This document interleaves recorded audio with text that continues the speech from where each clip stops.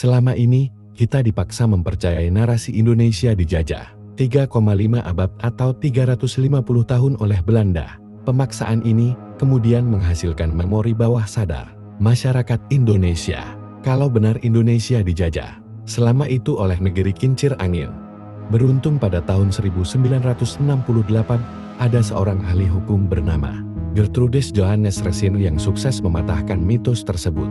Racine memaparkannya dalam karya Indonesia as History Between the Myths, Essays in Legal History and Historical Theory tahun 1968. Hasilnya menyimpulkan bahwa Indonesia tidak dijajah 350 tahun oleh Belanda.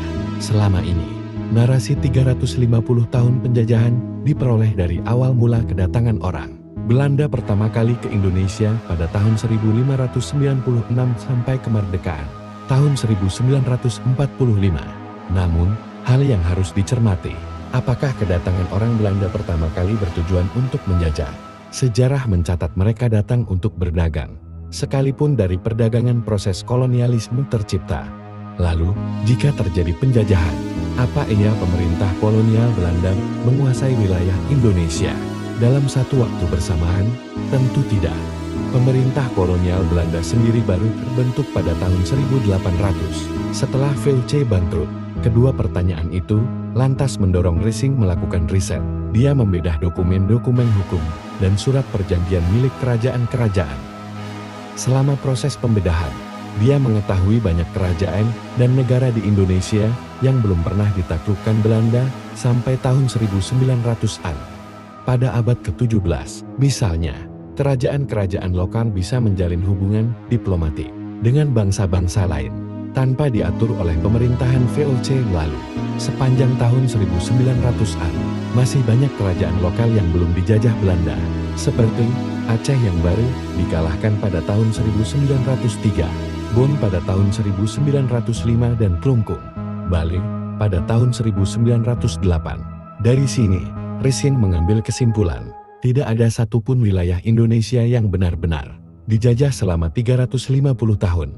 Jika menarik garis dari pendudukan di Klungkung, Bali, pada tahun 1908 saja, maka Belanda baru menjajah Indonesia 37 tahun.